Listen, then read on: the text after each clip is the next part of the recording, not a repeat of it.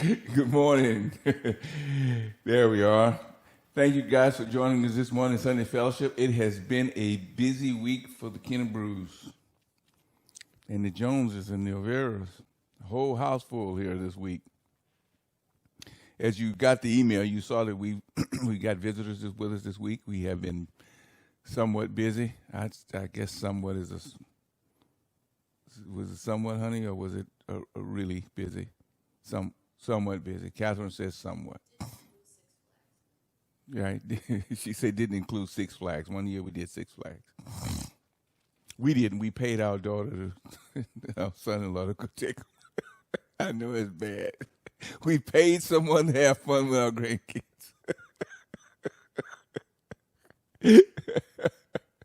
We paid them to have fun with the grandkids.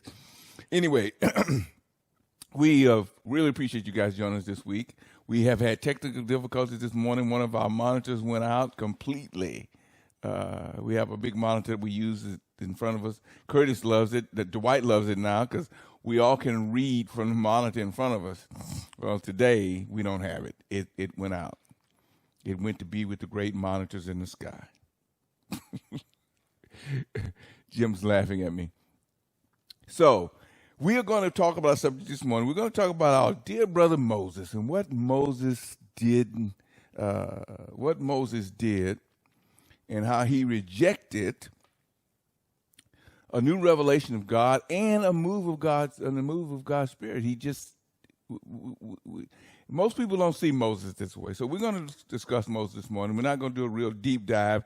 This is kind of one of those, and I say fun messages, like we did a couple of months ago with the 7 trials of Jesus and the 2 races of men. This is on that order. We're taking something that normally is looked at and discussed from a different understanding. But we're going to talk about Moses today from a little bit different understanding. So with that said, we're going to have my wife, Catherine, read from our notes. Moses, rejecting a new revelation and oneness with God. But why? When most talk about Moses, they talk about the law. After all, God did give him the whole law on Mt Sinai, but the story of Moses didn't begin and end with the information on the tablets of stone. But the most important and powerful thing God did with this man Moses was not in the tablets of stone. Before we go too far in today's message, let's take a look at a few facts on Moses, God's man who ushered in the dispensation of the law. This will not be a comprehensive deep dive into the life of Moses. It will be a new and different look at this man. Who was Moses? He was born into slavery in Egypt with his people Israel. Born in the tribe of Levi. Born under the dispensation of promise given to Abraham in Genesis 12, 1-4. Educated under the finest teacher in Egypt, Acts 7:22. Killed an Egyptian and fled into the desert. Drawn by the light of God in a burning bush.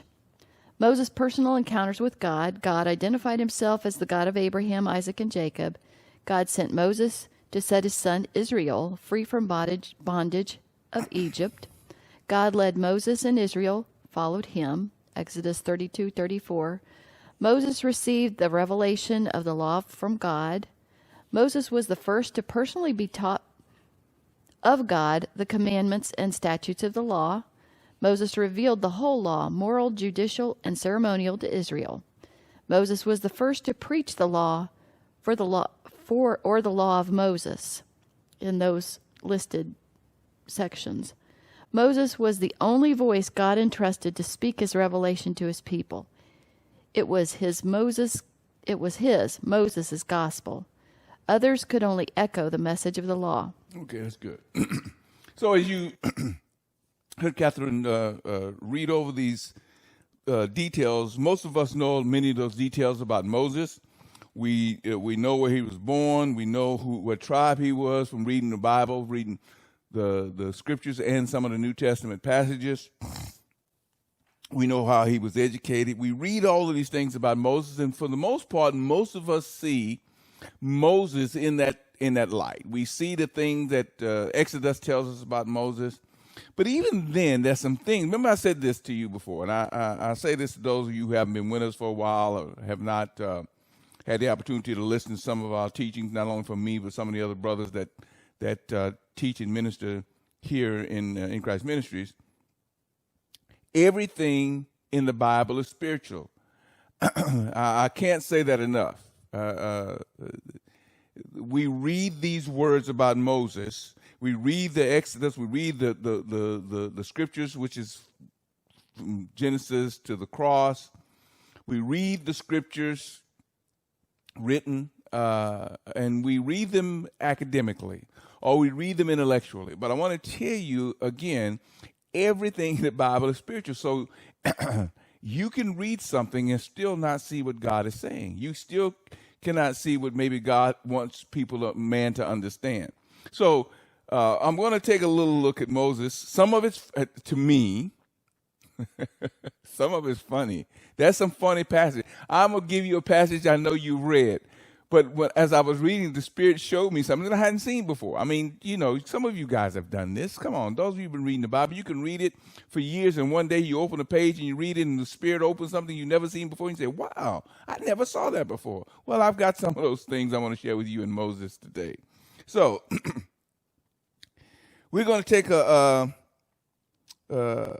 look here at the next portion here. So there's quite a few passages we're going to look at. But anyway, Catherine, can you continue to read on this for me, please, baby? Exodus 3:3-6. No, the paragraph above that. Okay, you just kind of said that. As you can see, there's a lot of interesting information. I did say that. I've done this so much, I can... Okay, the scripture is fine, honey. Exodus 3:3-6. And Moses said, I will now turn aside and see this great sight, why the bush is not burnt.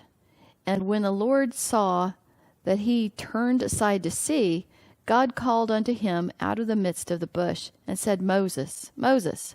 And he said, Here am I. And he said, Draw not nigh hither. Put off thy shoes from off thy feet, for the place whereon thy standeth is holy ground. Moreover, he said, I am the God of thy father, the God of Abraham, the God of Isaac, and the God of Jacob. And Moses hid his face, for he was afraid to look upon God.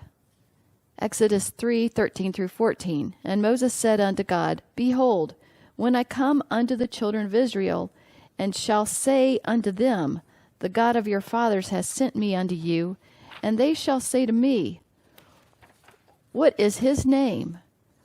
What shall I say unto them? And God said unto Moses, I am that I am. And he said, Thus shalt thou say unto the children of Israel, I am hath sent me unto you.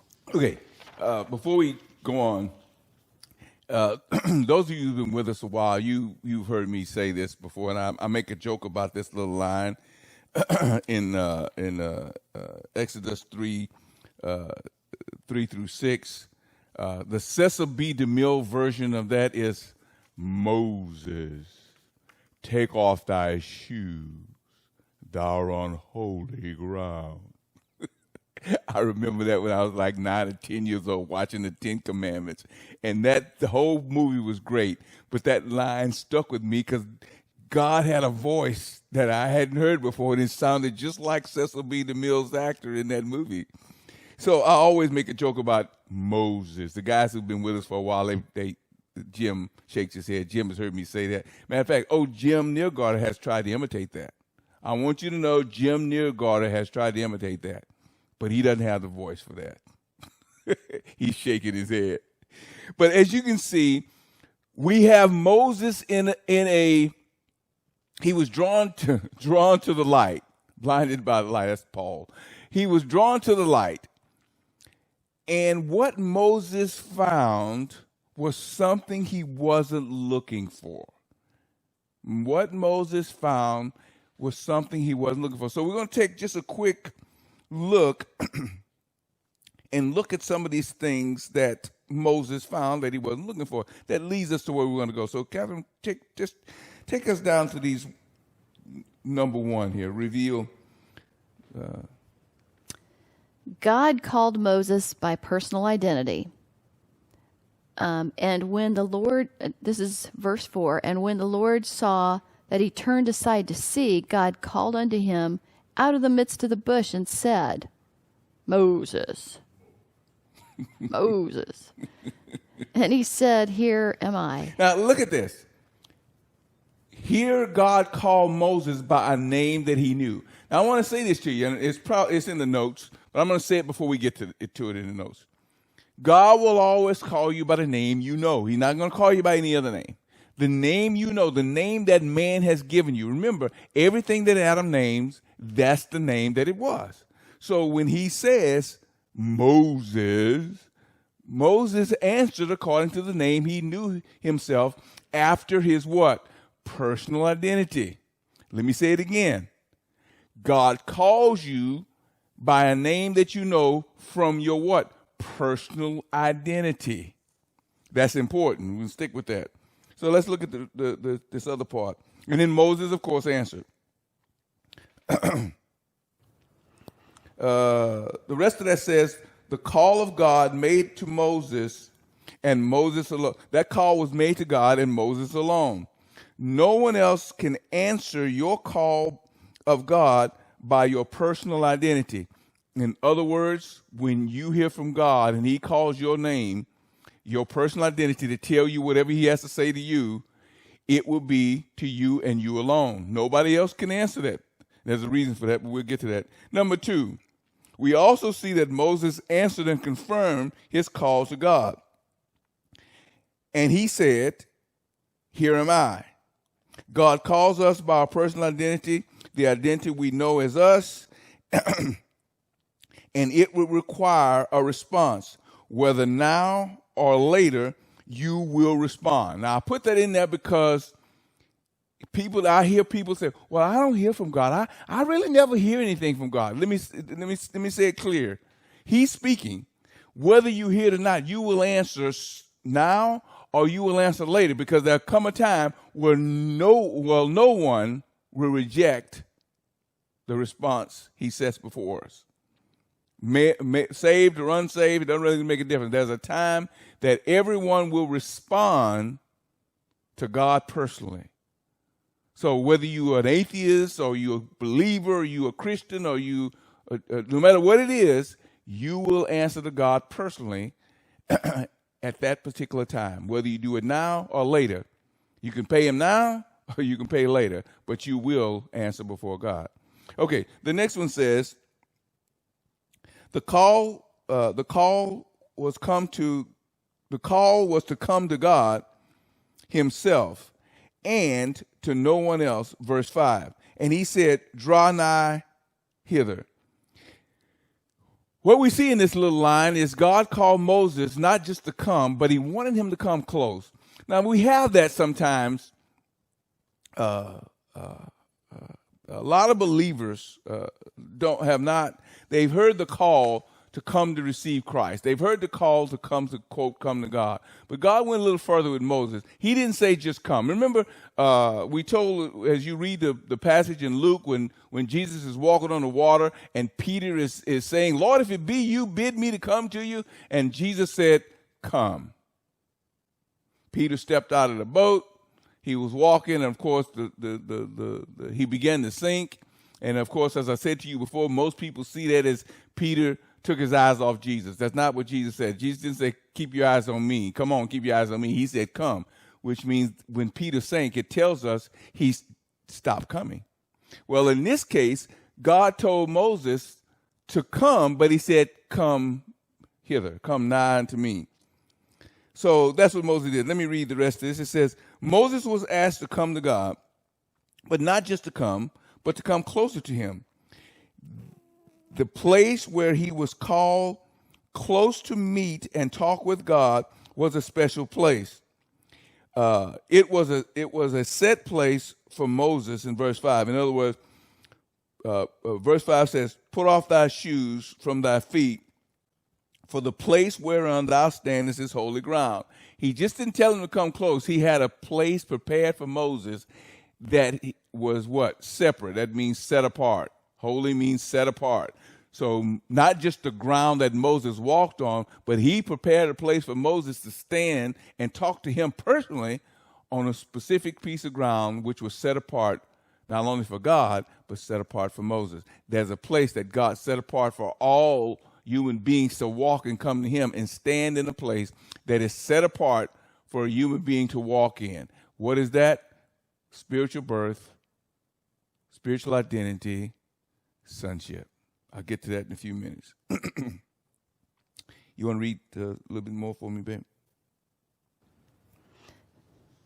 Now Moses has a personal revelation of God himself and who God was to him and his true personal identity to God himself. Verse 6, moreover, he said, I am the God of thy father, the God of Abraham, the God of Isaac, and the God of Jacob.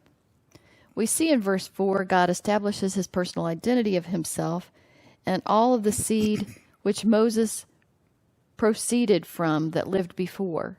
God acknowledges that each of these men are still alive before him. Jesus cited this in his dialogue with the Sadducees. Matthew 22, 31 through 32.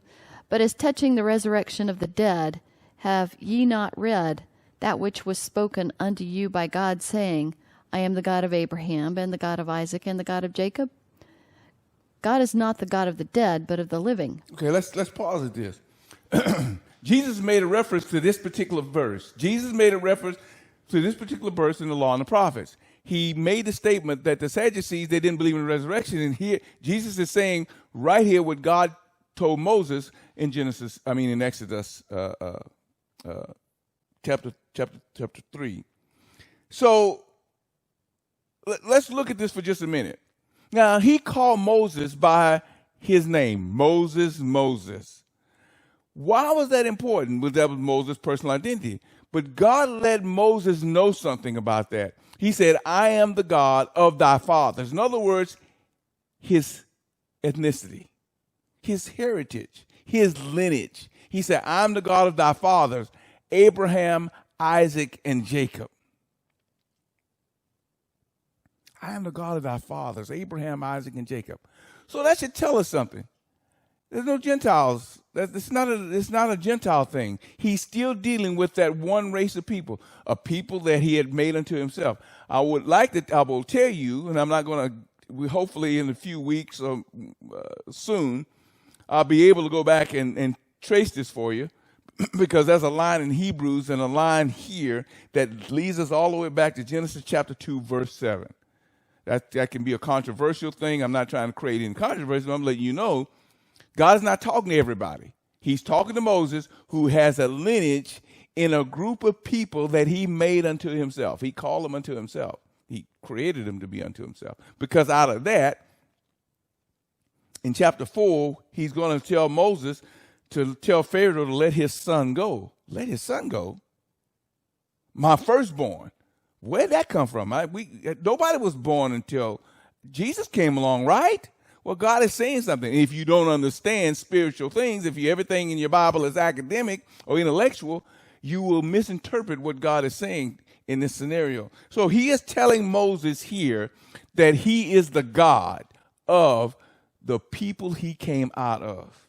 So therefore, he was his God as well.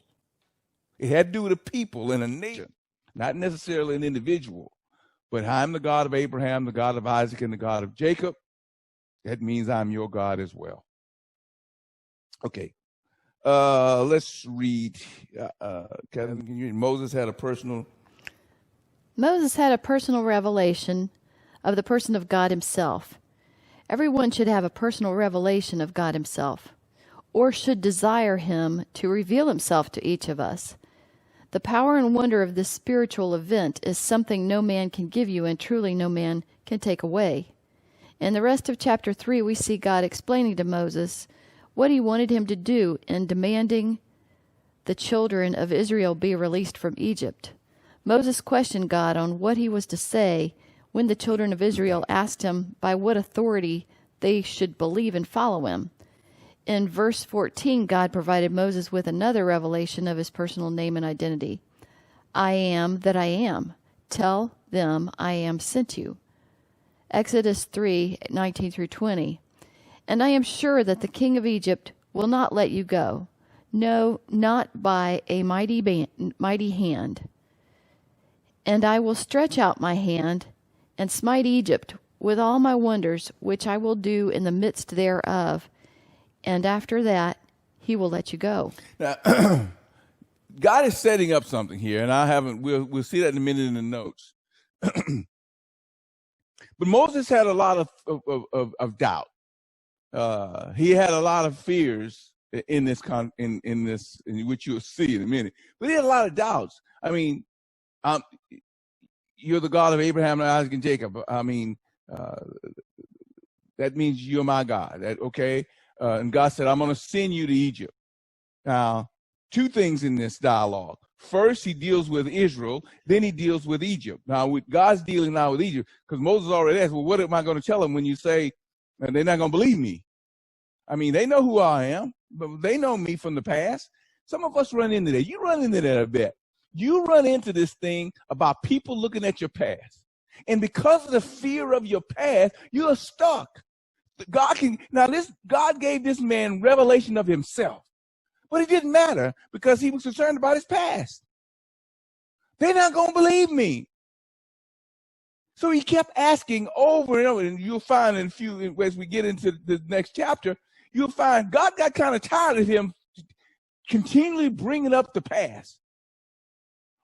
Well, what are they going to say? Well, what if I say this and they don't believe me? And some of us do that. You live in your past. You live in your flesh, just like this man. And no matter how much revelation God gives you, no matter how much he tells you who you are to him, you still struggle with your past, doing the same thing that this man did every day, living in fear.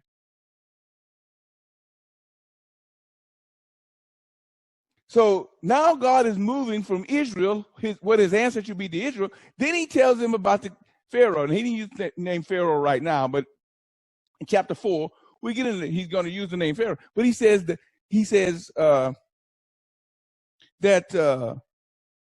the king of Egypt, which is Pharaoh, but the king of Egypt won't let you go, and I'm going to have to stretch out my hand. Now, think about what God just told Moses. Let's read that for just 1 second. He said, where am I at here?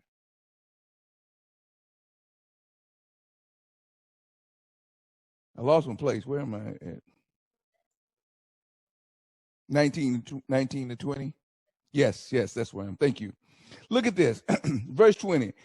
And I will stretch out my hand and smite Egypt with all wonders, which I will do in the midst thereof, and that after that he will let you go. Now, God just said what? 1, the king not going to want to let you go. 2, I'm going to make it so that I'm going to stretch out my hand and do all kinds of wonders. And guess what? 3, he going to let you go. Now that's great revelation knowledge. He already told him what was going to happen. How about that? How about God telling you everything's going to be fine and he's going to take care of it and you're going to come out looking great. He's going to let you go. That's revelation knowledge. That's revealed knowledge. But what did Moses do with that knowledge? Let's find out what Moses did with that knowledge. Keep reading, honey. These verses carry with them something Moses would soon come to realize. It seems amazing, after all God had revealed to Moses about his personal name, identity, and power to carry out the call God had given him. This situation is not unusual because far too many in whom God has revealed himself seem to cling to their past belief systems. Human beings have a very difficult time with fear. As with Moses, many have fears of past events, fears of present or current events, and fears of perceived future events. Now pause. Let me say this. If you're not walking in the Spirit, what you have is a perceived future events. Now, God had already told him what he was going to do, but because of fear, the perception of what could take place by the flesh always keeps you in bondage. But God got something in mind for this brother. God got something in mind for him. We're going to see here in just a second. Keep reading, please, sweetheart. But what other response can we have when we spend all of our lives living in fear of our personal identities of the flesh? Moses once again asked God, what's wrong with this boy? Read what he asked. Exodus 4:1. And Moses answered and said, But behold, they will not believe me, nor hearken unto my voice, for they will say, The Lord hath not appeared unto thee. So, what did God do to comfort Moses' fear? Stop. I don't want to go any further because I don't want to get... Think about this. He spent all of chapter 3 establishing himself with revelations of himself, his identity, his power, Moses' identity to him, Moses' lineages to him. He told him what he was going to do. The king wasn't going to let him go. All of that. How many of us have all that revelation, all that knowledge God's provided us, and we still live and walk in fear? What's up with that? I cannot reconcile that in my thinking. I can't. I can't understand how God can say things to someone, have all the revelation, and they still walk in the past. That does not make sense to me. It doesn't have to make sense to me because I don't live in someone else's identity. But it doesn't make sense. If God loves you that much to show you these things, you still wake up in the morning asking the same questions in bondage. I don't understand that. What drives that thinking? But by mercy, in the Old Testament, we don't see much grace, we see mercy. I was in a phone conversation last week with somebody, and they were talking to me about mercy, about grace. And they made a statement, and I said, in the Old Testament, we have mercy. And they said, what's the difference? I said, how about this? Somebody kills somebody, the jury finds them guilty, and the penalty for that death is, the penalty for that murder is death. I said, you out that? And they said, yes. I say, but at the defendant stands up and say, I know I'm guilty, and I throw myself on the mercy of the court. And the judge says, I accept that. You accepted the responsibility for your actions. You seem remorseful. I can't let you go because the jury has found you guilty. But instead of giving you the death penalty, I'm going to give you life in prison. That's mercy. It doesn't eradicate the deed.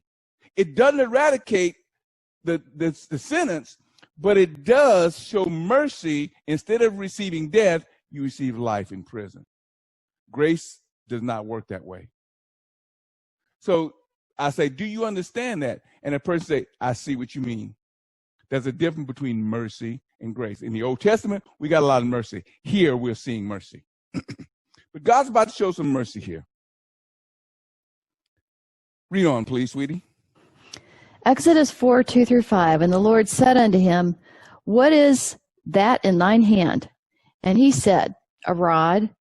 And he said, Cast it on the ground. And he cast it on the ground, and it became a serpent. And Moses fled from before it. Now, pause.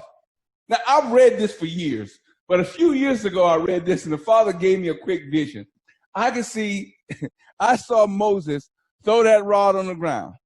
And Cecil B. DeMille showed us in the movie, The Ten Commandments, that rod turned into a snake. It was a cobra in the movie. I don't know what kind of serpent it was actually at that time. But it says Moses fled. Moses was afraid of snakes. And that boy took off and started to run because it said he fled. And I kind of made it. The Father he and I kind of had this, he kind of gave me this, and I laughed. Moses was halfway down the mountain before God caught up with him. Come back, Moses. Wait, come back. And Moses, I ain't going, that's a snake. I'm sorry. I can just visualize that. God said, what's that in your hand? Moses said, it's a rod. Throw it on the ground. Boom. Snake. And he looked back and said, you remember what that snake did back in the garden, don't you? I'm sorry. I see that as funny because that's what we do. God takes something and shows us his power, and we run from it. You run from it. Fear causes you to run from the very thing he's showing you that's going to benefit you.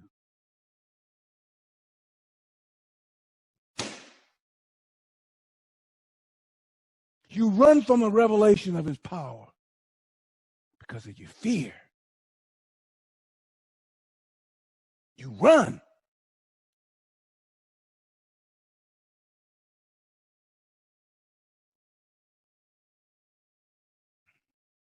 Moses fled from before him. And the Lord said unto Moses, put forth thy hand and take it by the tail. And he put forth his hand and caught it, and it became, and it became a rod in his hand. What are you seeing with that? What is that? What happened? What happened? Can anybody tell me? Curtis knows what happened. Tell him what happened, Curtis. That was an exchange of identity. He exchanged the identity of something that belonged to Moses and exchanged it for something of his. So when Moses picked it up, it was no longer Moses' rod.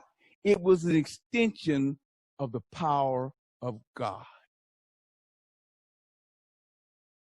He exchanged the rod that was in Moses' hand for now, which we'll get to in a few minutes later on in this chapter, is called the rod of God. Let's keep going. Verse 5. That they may believe, listen, in verse 5, and it became a rod in his hand. Number 5, that they, Israel, and the king, both, that they may believe that the Lord God of thy fathers, the God of Abraham, the God of Isaac, and the God of Jacob, there ain't no Gentiles in that, has appeared unto thee. Not only did he answer the question, but God at this moment became what? In union with Moses. There was a union. The rod wasn't no longer Moses' rod. It became, he exchanged it from Moses' rod to something of himself that Moses could carry with him.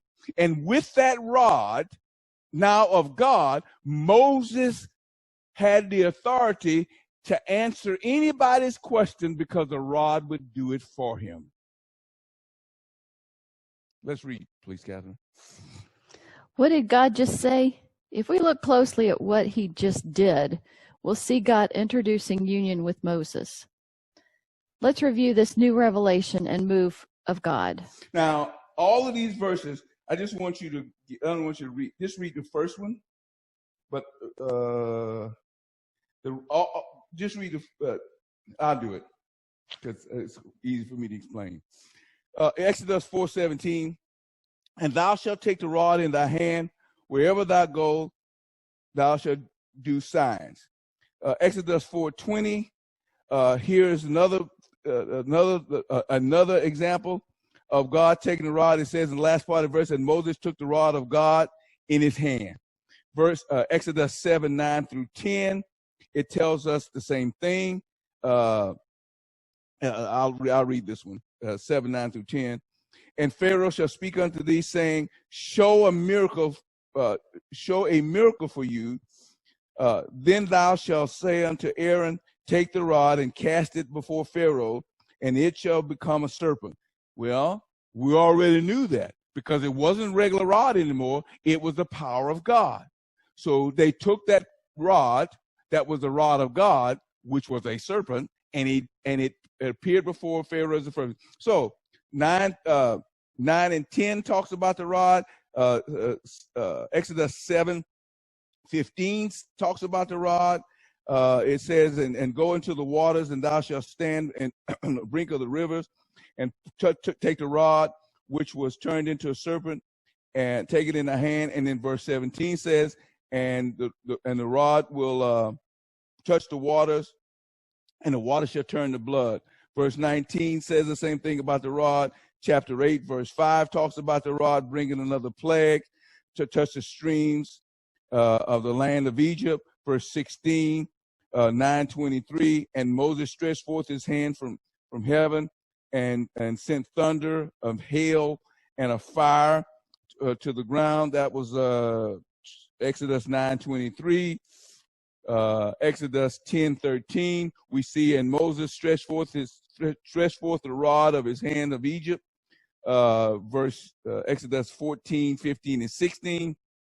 And the Lord said unto Moses, wherefore criest thou unto me? Speak unto the children of Israel that they can go forth, but lift up the rod and stretch forth thy hands over the sea and divide it. Now, and I want to just close with this one, this last miracle before they escape out of Egypt. This last miracle says what happened is Pharaoh's army is enclosing in on the children of Israel, and Moses is crying out to God. The children of Israel crying out to Moses, you brought us out here to die. We're going to die. They're going to kill us all.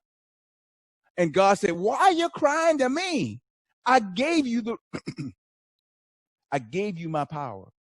I'm in union with you, Moses. You got the rod. You hold it in your hand.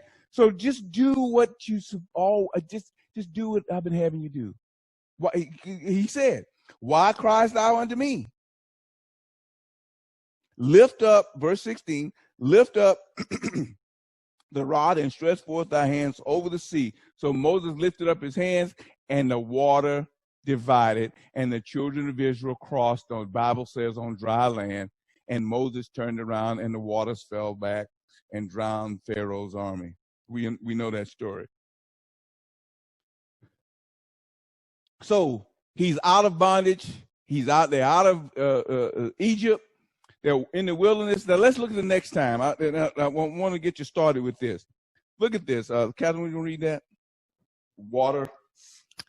Water from the rock, Exodus 17, 3-6. And the people thirsted there for water, and the people murmured against Moses and said, wherefore is this that thou hast brought us up out of Egypt to kill us and our children and our cattle with thirst? And Moses cried unto the Lord, saying, what shall I do unto this people? They be almost ready to stone me. And the Lord said unto Moses, go on before the people, and take with thee of the elders of Israel and thy rod wherewith thou shottest the river. Take in thine hand and go. Behold, I will stand before thee there upon the rock. Pause. He said, I will stand before thee upon the rock. The rod is his presence. Okay, go ahead. The rock in Horeb, and thou shalt smite the rock, and there shall come water out of it, that the people may drink. And Moses did so in the sight of the elders of Israel. Now, that's amazing. That same rod that did all those plagues, that same rod that did everything, Moses now, they couldn't drink that. In other words, in that scenario, water was life. Didn't it say you brought us out here to die because they're going to die of thirst? So they thought they were going to die. Moses took the rod, did what God told him to, and with that rod, he struck the rock, and everybody was happy because they all had something to drink and wasn't going to die. Okay, let's keep going. Battle strength of the rod. Exodus 17:9. And Moses said unto Joshua, choose us out men, and go out, fight with Amalek. Tomorrow I will stand on top of the hill with the rod of God in my hand. Now Moses did that. And if you want to read the rest of that story, you can. He stood, and as his hands were up, Israel was winning. When his hands started to fall down with the rod, Israel started to lose. So what Joshua did is take a couple of men and stand up there and hold Moses' hands up because he was tired, and Israel won that battle. Water issue again, the beginning of the end for union. Numbers 20:4-5. And why have ye brought up the congregation of the Lord into this wilderness, that we and our cattle should die there? And wherefore have ye made us to come up out of Egypt, to bring us in unto this evil place?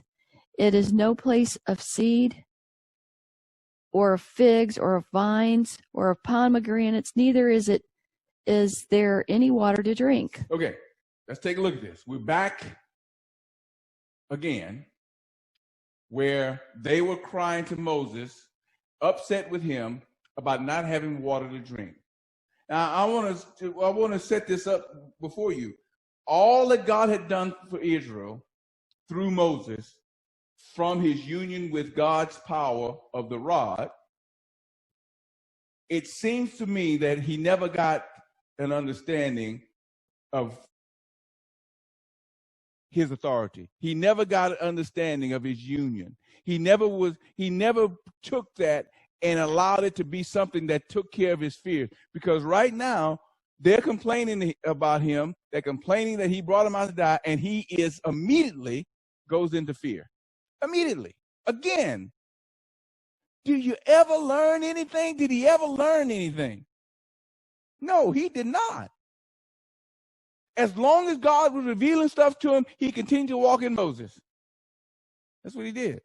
But let's show you something. That was verse 4 and 5. Let's look at the next one.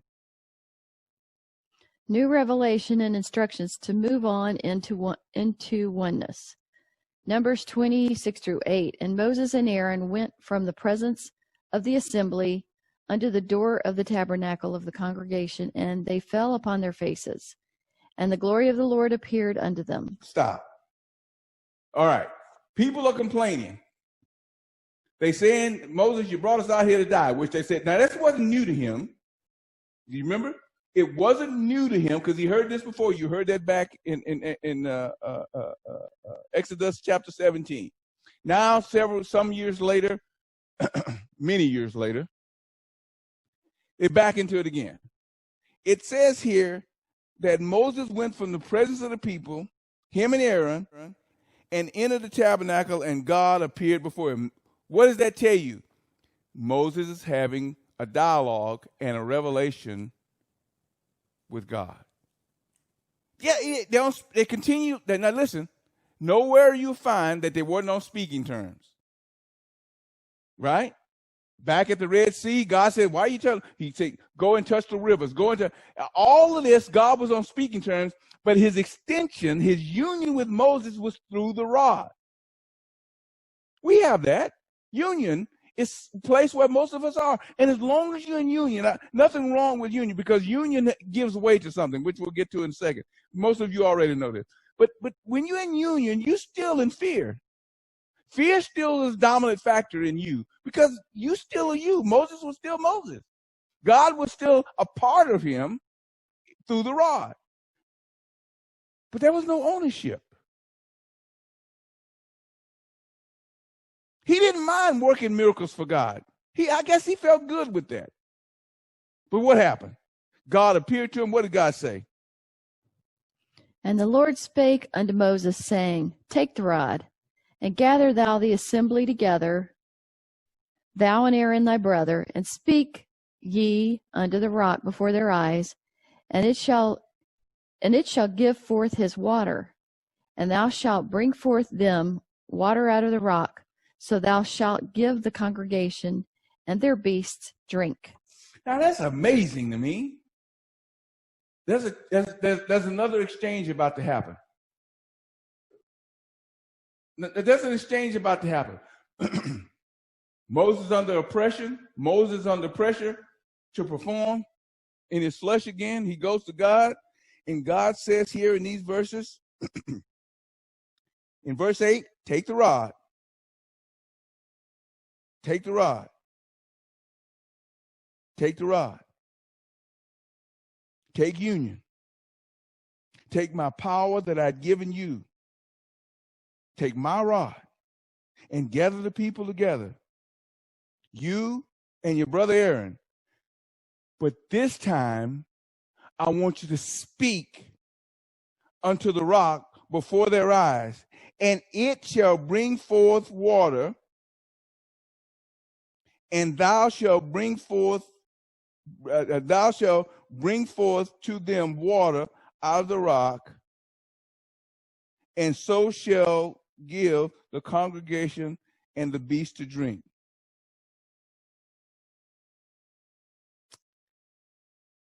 God wanted Moses to have a fresh revelation of himself, to move from something he did with him to something he does in him, to be one with him. Like Moses' word and his word would be the same word. Not just something Moses did out here that was apart, something he was in union with. Put the rod down, take it with you, because I want to show the people it's not the rod anymore. You're speaking life now. You can speak this apart from your union with the rod. Didn't say that. So what happened? Let's look at what happens. Rejecting the new revelation of oneness, Numbers 20, 10 through 11. And Moses and Aaron gathered the congregation together before the rock, and he said unto them, Hear now, ye rebels, must we fetch you water out of this rock? And Moses lifted up his hand, and with his rod he smote the rock twice, and the water came out abundantly, and the congregation drank, and their beasts also. That's amazing. God told us, brother, I don't want you to operate from union anymore. I don't want you to operate that way. I don't want you to strike it anymore. I don't want you to use the rod. Take it with you, because there's a reason I want you to take it with you. Because they used to seeing you in union. They used to seeing you operate in union. They used to seeing you and I operate this way. But I'm going to show them I'm moving from what you do with your hand, what I'm doing through the rod in your hand. I want you to speak life. I want you to be able to speak it and make it happen. I want to become one with you, Moses. Speak to the rock and it'll happen. Fear destroys oneness. Your fear destroys your oneness and your true identity spiritually. What do you mean? My identity spiritually? No, it can't be destroyed. The expression of it can be. Yes, it can be. You can hem and haw about the past and how great God has been and all those kind of things. But until you're ready to let go of everything that he's done with you and even through you to a place of him and you being one, as Jesus said, it's not I that doeth my work, but the Father in me, he doeth the work, because I and my Father are. Moses couldn't go there. Let's read why he couldn't go there. What happened? Maintaining the status quo of union, the rod of God. Moses couldn't let go of the past. He had great and wonderful memories of his union with the rod of God and his power through it. But God wanted something more for Moses, and to be glorified in a new way before his people, the children of Israel. Yes. Numbers 20 and 9. And Moses took the rod from before the Lord as he commanded him.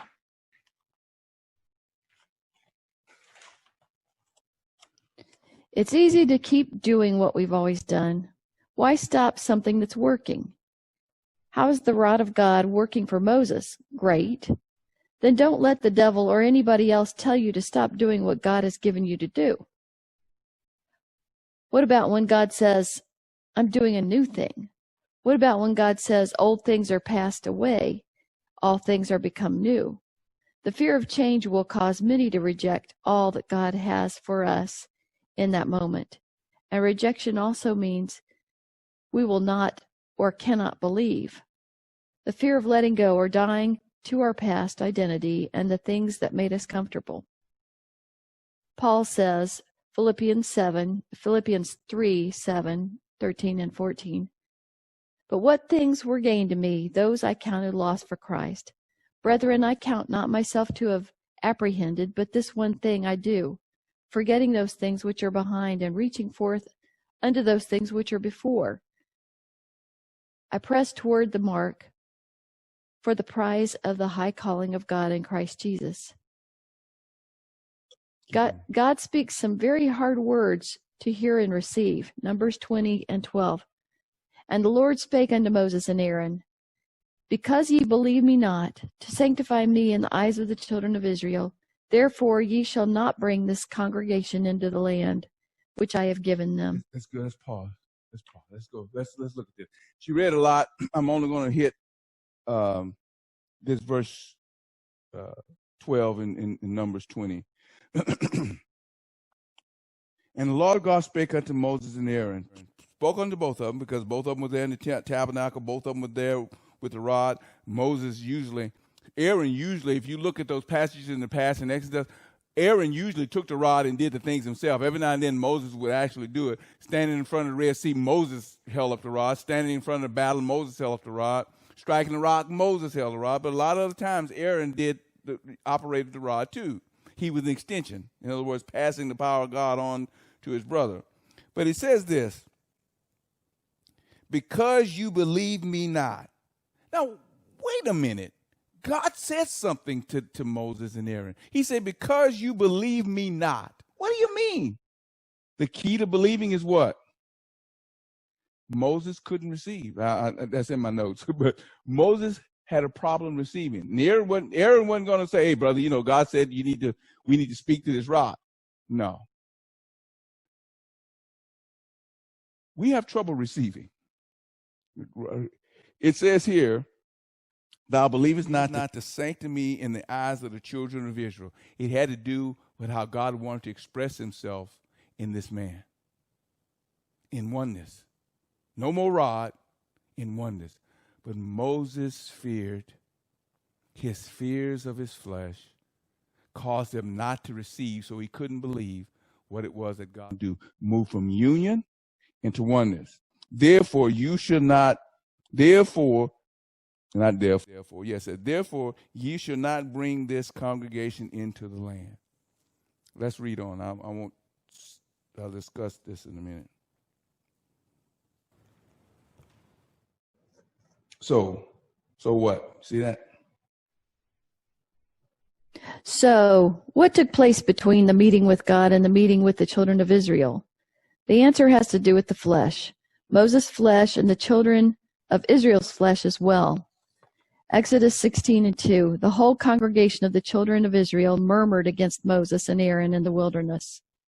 Exodus 17 and 2. Wherefore the people did chide with Moses and said, give us water that we may drink. And Moses said unto them, why chide ye with me? Therefore do ye tempt the Lord?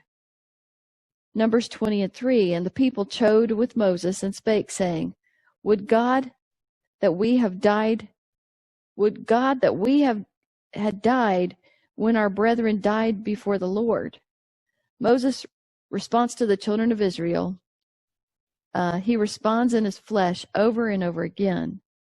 Numbers 20 and 10. And Moses and Aaron gathered the congregation before the rock, and he said unto them, Hear ye now, ye rebels, must we fetch you water out of this rock?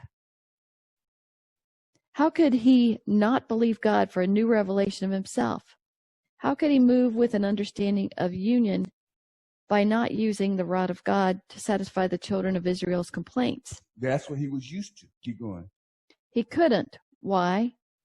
You can't walk in the spirit and in the flesh at the same time. So not only did Moses miss entering a new level of relationship with God, he also missed entering the promised land of milk and honey, a land God had promised for both Moses and Israel. Sadly, Moses and Aaron found out the hard way about rejecting God's new revelation of himself.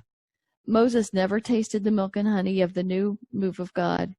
He never enjoyed a deeper and more intimate relationship with the person of God himself. And the rod of God, it didn't enter the new land with the children of Israel. Why? It had fulfilled its God's purpose, intent, plan for his people of Israel. Just as Jesus said the law and the prophets would pass away until all is fulfilled, Israel is no longer under them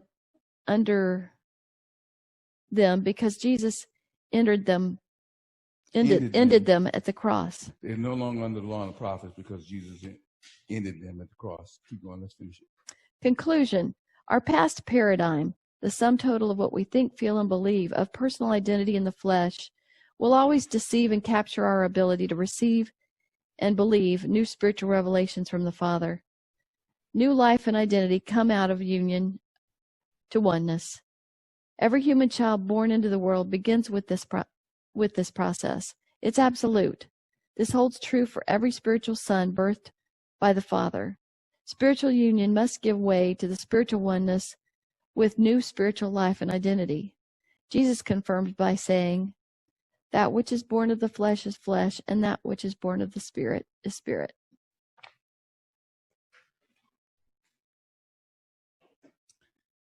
There's a lot I could say on this, but I'm not going to. I sense that I'm going to give you the opportunity to allow the Father to work in your hearts and minds in revealing himself to you.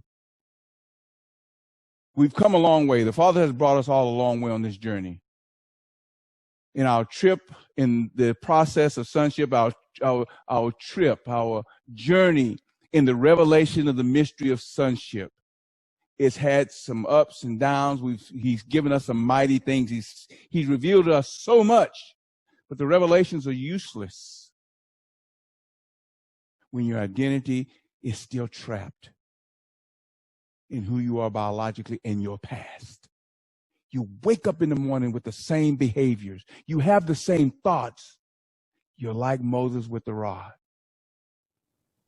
Put the rod down and begin to see the oneness you are as a son of God and speak for life. Fear will attack you. I had a conversation this week with someone else. Fear was attacking me. They said to me, "I know that's my feelings." I said, "You don't know how," and this person hadn't, I said, "You don't know how powerful that is." They said, "Really?" I said, "If you can say to me, 'I know that's my feelings,' you speaking something that people might have been walking in this message for years and cannot say." I say, "That's great. You saying, 'I know it's my feelings.'" Because the fear and feelings are one. Satan attacks your feelings. The enemy doesn't want you to be one with the Father. He doesn't want you to be the Son of God. He wants you to say you're the Son of God. He doesn't want you to live that, because when you live that, you're free. You're free. So if you wake up in the morning, you don't acknowledge that you're the Son of God walking in a body that you've had, that had everything in it from your past, then you're going to be the same person. You're going to do the same things. Some days you won't do them as strongly as other days, but you will live the same way. You'll go to that door and you won't open it. You'll walk up to that door and you won't touch it. You'll walk to that door instead of saying, "This is my feeling," and grab that doorknob and pull it. You don't have to walk through it. Just pull it open and see what's on the other side. Don't be like Moses. You're going to miss the new revelation of oneness and will never enter the fullness of the mystery of sonship. Thank you, guys. I trust the Father to see you guys next week. Amen? Amen.